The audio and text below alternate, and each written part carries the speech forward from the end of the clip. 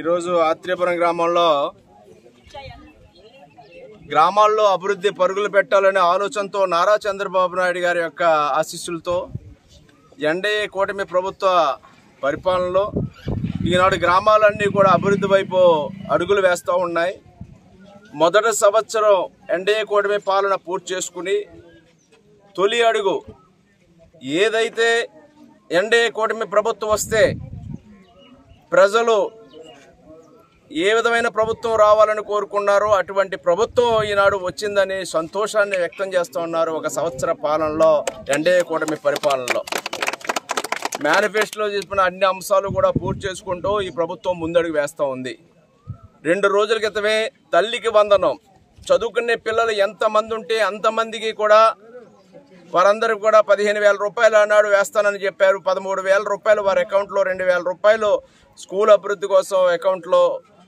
ఒక్కొక్క బిడ్డకి 4 బిడ్డలున్నా, 5 బిడ్డలున్నా, 3 బిడ్డలున్నా అందరికీ కూడా ఇంట్లో ఏ ఒక్కరు చదువుకోవడానికి కాదు, అందరికీ అవకాశం ఇవ్వాలని ఇవ్వటం జరిగింది. చెప్పిన మాట నిలబెట్టుకోవడం జరిగింది. అదేవిధంగా ఈనాడు సిమెంట్ రోడ్లు, డ్రైన్లు, మంచినీటి పథకాలు ప్రతి గ్రామాల్లో కూడా అమలు జరుగుతూ ఉన్నాయి. ఈనాడు ఆత్రేయపురంలో మండల పరిషత్ నిధులతో 30 లక్షల రూపాయల పనులు ఈనాడు రోడ్లు, డ్రైన్లకి శంకుస్థాపన చేయడం జరిగింది. అదేవిధంగా రక్షిత మంచినీటి పథకాలు, జలజీవన్ మిషన్ కింద 2 మంచినీటి పథకాలు రజకపేటలో 77 లక్షల రూపాయలతోటి, బండారు కాలనీలో 84 లక్షల రూపాయలతోటి 2 మంచినీటి పథకాలకి శంకుస్థాపన చేసుకోవడం జరిగింది.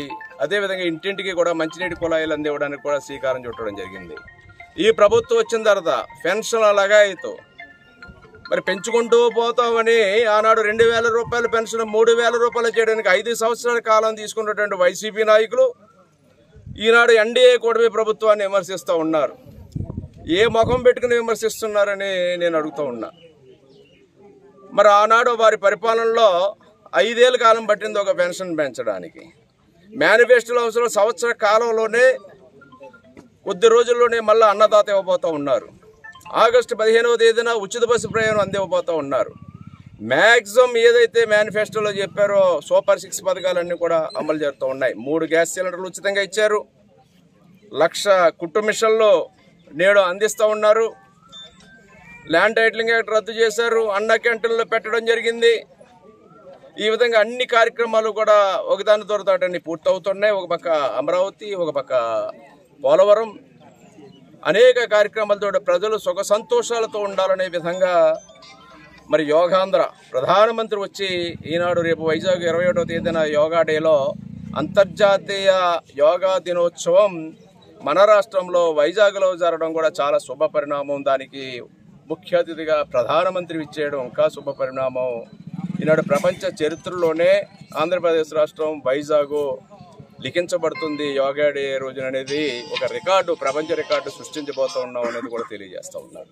దాన్ని విజయవంతం చేయాలని అందరినీ కోరుకుంటూ ప్రజలు అనేక ఆశలతోటి ఈనాడు ఎన్డీఏ కూటమి ప్రభుత్వాన్ని అధికారంలోకి తెచ్చారు.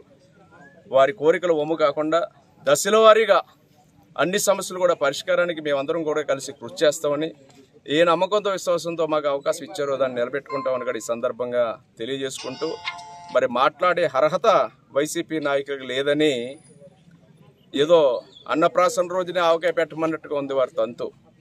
5 ఏళ్ల కాలంలో వాళ్ళు అమలు చేయలేకపోయారు, కానీ ఏడాది కాలంలోని హామీలన్నీ ఏమైపోయినా అడుగుతూ ఉన్నారంటే చాలా హాస్యాస్పదం అని తెలియజేస్తూ ఉన్నారు.